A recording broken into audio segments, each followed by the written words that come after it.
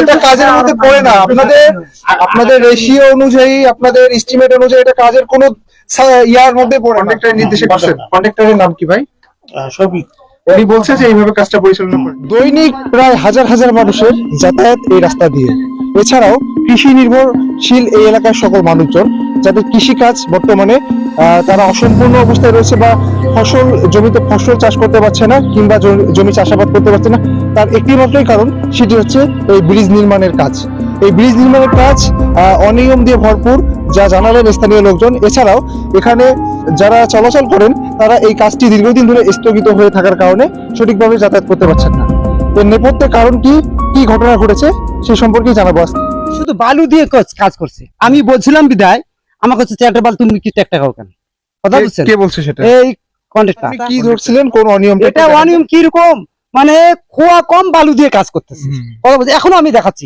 এখানে পাথর দিয়ে কাজ করা, সেখানে ইটের খোয়া ঢুকবে কেন? আমার কথা, এই যে এই দেখেন ইটের খোয়া ভেতরে ঢুকেছিল। আচ্ছা, শুক্রবারের দিন ঘন্টা মানুষ ঢালাই করে? এটা মানুষ না গরু বাচ্চা? আমরা সবাই গেছি নামাজ পড়তে, তারা আসি ঢালাই করে। কারণ মানে মানুষের অগোচরে তারা কাজ করতেছে। এখানে এরা গোপনে শুক্রবারের দিন যখন গ্রামের লোক মসজিদে ছিল তখন ঢালাই দিচ্ছে। আচ্ছা, এই গত শুক্রবার? হ্যাঁ, গত শুক্রবার।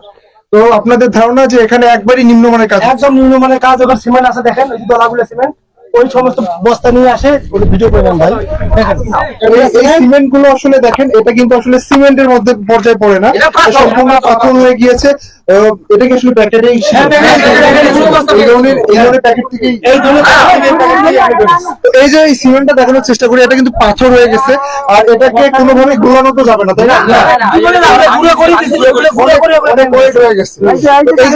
এই ধরনের পাথরগুলোকে ইউজ করে তারা সিমেন্ট হিসেবে মানে গলিত করার পর সেই সিমেন্টটাকে ঢালাই ব্যবহার করতেছে। বর্তমান ঢালাই চিত্র যদি আপনাদেরকে দেখাই তাহলে দেখেন, এদিকে কিন্তু ঢালাইয়ের অবস্থা খুবই খারাপ।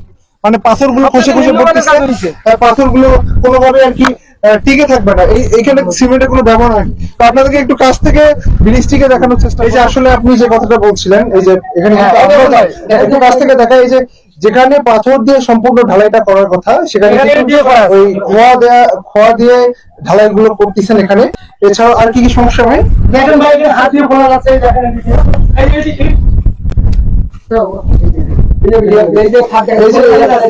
এই যে আসলে ঢালাইগুলো আছে, তারা মনে হয় বালু সিমেন্ট কোনোটাই ভালোভাবে দেয়নি। তারা বালু সিমেন্টের ব্যবহার সঠিকভাবে করেনি। আর আমাদের এলাকাটা অবহেলিত এলাকা, এটা প্রতি বছর ভাঙে ভাই, এবং লোকজনের যাতায়াতের খুব সমস্যা। আমরা এলাকাবাসী অনেক আগ থেকে এটার জন্য আমরা আশাবাদী আছিলাম যে এই আমাদের বৃষ্টি হবে, এলাকার লোকের আমাদের সমস্যা হবে, এই জমি ভাঙে যায় আমাদের। আচ্ছা, আপনি এখানে দায়িত্বে আছেন? জি জি। কিসের দায়িত্বে আছেন এই কাজের? এই কাজের দায়িত্বে। আচ্ছা, মিস্ত্রির দায়িত্বে আছেন। এই কাজ তো আপনারাই করতেছেন? আচ্ছা, এলাকার লোকজন আপনার সামনে কিন্তু আমাদের সাথে কথা বলতেছে এবং আমাদের বিভিন্ন অনিয়মের কথা বলবে। তো আপনি এখানে আসলে আপনাদের যেটা এস্টিমেট বা যেটা রেশিও আছে, সেই অনুপাতে কাজ করছেন কি? রেশিও অনুযায়ী কাম করা হয়েছে, কিন্তু ওই যে ওইদিন পানি ছিল, তো পানি নামিয়ে এগুলো হয়েছে। আমার যেটা ধারণা আর কি, আমার ধারণা মানে পানি নেমে এটা রুটা ইউজ করেন বা সিমেন্ট ইউজ করেন, তাহলে এখানে তো পাথরের ঢালাই, তাই না? এটা তো খোলার কথা না, তাহলে খুলে যাচ্ছে কেন? পানি কিউরিং হয় নাই। পানি পানি কিউরিং হয়নি? হ্যাঁ, পানি কিউরিং হয় নাই। ঢালাইতে দেওয়ার পর তো পানি কিউরিং করার দরকার। কেন হলো না আসলে? এই যে কাজ বন্ধ।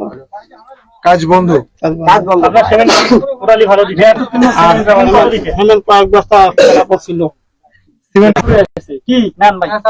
এই যে আপনার একটু আগে আমরা দেখলাম যে পাথরের মতো দলা হয়ে গেছে, সেই সিমেন্ট গুলো আপনারা ব্যবহার করছেন, সেগুলো আসলে কিভাবে ব্যবহার করলেন একটু বলেন তো আমাকে। যেগুলো দলা হয়েছে ওগুলো ফেলাই দিয়েছে। আপনারা তো ওগুলো ব্যবহার করছেন না? ভালো আমি এইদিকে ছিলাম তো, ওখানকার খবর আমি বলতে পারি না।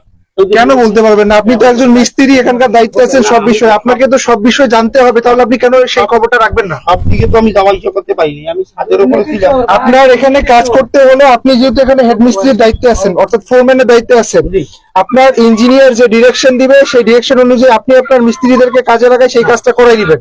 তাহলে আপনি এই যে একটা জনগণের কাজ, একটা দেশের রাষ্ট্রীয় কাজ, এই রাস্তা দিয়ে হাজার হাজার মানুষ প্রতিনিয়ত চলাচল করবে, এটা একটা ঝুঁকিপূর্ণ অবস্থা, ঝুঁকিপূর্ণ একটা কাঠামো তৈরি করে রাখছেন কেন ভাই? ভাই এটা আমরা তো আর ইচ্ছা করি নাই। তাহলে আপনাদেরকে কে ইঞ্জিনিয়ার বলছে করতে এটা? ইঞ্জিনিয়ারও বলে নাই, তাহলে ঠিকাদার করতে বলছে এটা? ইঞ্জিনিয়ার বললেন তো পানি হয়েছিল, পানি হইলে না না, আপনি বলেন এটা এটা কাজের মধ্যে পড়ে না। আপনাদের রেশিও অনুযায়ী, আপনাদের এস্টিমেট অনুযায়ী এটা কাজের কোনো ইয়ার মধ্যে পড়ে না, 70% এর মধ্যেও আসে না। ঠিক আছে, আপনাদেরকে আসলে এই নির্দেশনাটা কে দিল, কি কার নির্দেশনা এইভাবে কাজ করতেছেন সেটা একটু বলতে হবে। না, কেউ নির্দেশনা দেয় তাহলে নাই। আপনি নিজস্ব ভাবে এইভাবে কাজ করতেছেন? আমরা যে কাজের মধ্যে এই যে ভাইব্রেটার যে মারে, ভাইব্রেটার মারতে কম বেশি হয়ে গেছে, যার ফলে এইরকম গর্ত হয়ে গেছে। আপনারা ভাইব্রেটর ইউজ করছিলেন এখানে? করছিলাম, হ্যাঁ? কারেন্ট ছিল না। ভাই এখানে কি ভাইব্রেটর ইউজ করে কাজ করা হচ্ছিল?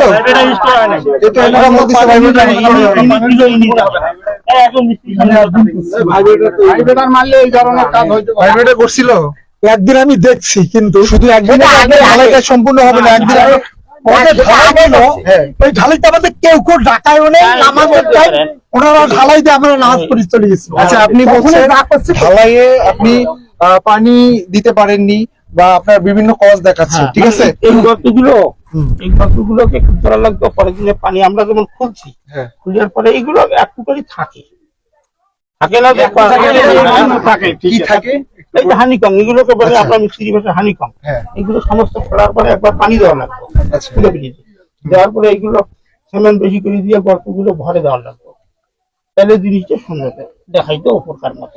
আপনি বললেন যে হানিকম একটু করে থাকে, হ্যাঁ, এখানে তো একটু না, টোটালি তো আমরা দেখতে পাচ্ছি এখানে। কেন ফোন দেননি? ফোন দেননি আপনি? আচ্ছা, এখানে আমি বলি, আপনি ফোন দেওয়ার নিয়ম ছিল, তাহলে আপনি ফোন দিলেন না কেন ভাই? এটাই আমি আপনার কাছে জানতে চাচ্ছি যে আপনি কার নির্দেশে এই ধরনের কাজটা করলেন, একটু বলেন তো। কন্ট্রাক্টরের নির্দেশে করছেন? কন্ট্রাক্টরের নাম কি ভাই? সবই উনি বলছে যে এইভাবে কাজটা পরিচালনা করেন, আপনারা সেইভাবেই করতেছেন। ওইভাবে করতেছে। তো আপনি একজন মিস্ত্রি, আজকে তো প্রথম মনে হয় না যে এই কাজটা করতেছেন, এর আগে অনেক ধরনের কাজ করছেন না? আপনি একদম অনেস্টলি বলবেন, মন থেকে বলবেন, যেটা বাস্তব চিত্র আমরা দেখতে পাচ্ছি, যেটা সাধারণ লোকজন বলছে এই এলাকা, সেটাই আপনাকে বলতে হবে। কাজটা কি ভাই ভালো হচ্ছে বলেন তো? ভালো 80% হয়েছে। 80% কেন? লাস্টে 20% হয়েছে, লাস্ট 20% হয়েছে। পাথর খোলে রে ভাই, তাহলে আপনি কি 80% করছেন না ভাই? আপনি কি 80% করছেন? 15% হয়। আপনারা কাজটা 20% করছেন, 80% হয়নি। আসলে টোটালি 100% যেখানে কাজ হওয়ার কথা, সেখানে আপনার কেন 80%, কেন 20% আসবে? আপনি 1% কেন কম করবেন সেটা বলেন। এটা তো সরকারের কাজ। সরকারের কাজ আপনার 100% দিতে হবে। আপনি কেন বলবেন যে, আপনি যেহেতু বললেন যে 80% কাজ হচ্ছে, তার মানে এখানে অনেক ঝামেলা আছে, সেটা আপনি প্রকাশ করতে পারছেন না। এখানে কেউ কি চাপ দিয়ে আপনাকে প্রকাশ করতে নিষেধ করছে? এই কাজ যে আটকে রাখছে, আমি বলি, এই কাজ যে আটকে রাখার পিছনে কি কেউ চাঁদা দাবি করছিল এখানে এলাকায়? দাদা দাবি করে নাই, কিন্তু আমাদের এই যে খোলার পরে আমাদের এই যে শাটারিং গুলো ছিল লোহার, ওইগুলো ওরা আটকাইছে, আটকার পরে ওগুলো সুই হয়ে গেছে কিছু, আর কিছু আছে। এটার জন্য তো দায় আপনারা, কারণ আপনারা যদি কাজটা সঠিকভাবে করতেন তাহলে তারা তো আপনার কাজটা আটকাইতো না। এটা সম্পূর্ণ লাইবিলিটি কিন্তু আপনাদের। তো সেই ক্ষেত্রে আমি জানতে চাচ্ছি যে এলাকার লোকজন কি কোনো চাঁদা দাবি করছে যে আপনার কাজটা আমি আবার চালু করে দিচ্ছি, আমাকে এত টাকা দিতে হবে, এই ধরনের কোনো কিছু? কেউ কিছু করে নাই। তাহলে তারা কি চাচ্ছে আসলে? তারা কাজ ভালো চায় শুরু তো থেকে। সেই কাজটা আপনারা কেন ভালো করতেছেন না? শুরু থেকে ওরা সবাই, এলাকার লোক খুব ভালো, সবাই কাজ ভালো চায় শুরু থেকে, কিন্তু কাজের মধ্যে আপনি আমাদের তাহলে ত্রুটিটা কার? আপনাদের? হ্যাঁ, আমাদের ঠিকাদার স্বীকার করতেছে। হ্যাঁ, ঠিকাদার। আচ্ছা, তো দর্শক, আমরা কিন্তু কথা বললাম এখানকার যে ফোরম্যান আছে বা যে মিস্ত্রি, হেড মিস্ত্রির দায়িত্বে এখানে রয়েছেন এই ব্রিজের কাজে, তার সাথে তিনি কিন্তু আমাদেরকে জানালেন যে তার আসলেই কাজের মধ্যে অনেক গাফিলতি আছে এবং তিনি মূলত ঠিকাদারের নির্দেশ অনুযায়ী কাজ করেছেন এবং ইঞ্জিনিয়ার তাদেরকে যেভাবে পরিচালনা করছেন সেভাবে কিন্তু তারা কাজ করতেছেন। সেক্ষেত্রে এখানে কাজের অনেকটাই ত্রুটি, যেটা বাস্তব রূপে আপনাদের সামনেই তুলে ধরার চেষ্টা করলো এলাকার সাধারণ লোকজন, এবং তিনি নিজের মুখেও কিন্তু স্বীকার আমাদের করেন। প্রত্যাশা হচ্ছে যে এটা জনবহুল গুরুত্বপূর্ণ রাস্তা আমাদের, এটা সাতনা গোপনাপুর ইউনিয়নের 3 নম্বর ওয়ার্ডের গুরুত্বপূর্ণ রাস্তা। এই রাস্তা যেহেতু সরকার থেকে বরাদ্দ হয়েছে, সেক্ষেত্রে আমাদের প্রত্যাশা হচ্ছে যে সরকারের যে বরাদ্দ আছে, আমাদের এমপি মহোদয় থেকে বলা হয়েছে যে প্রত্যেকটা কাজের 0 টলারেন্স, এখানে কোনো ধরনের অনিয়ম দুর্নীতি হবে না।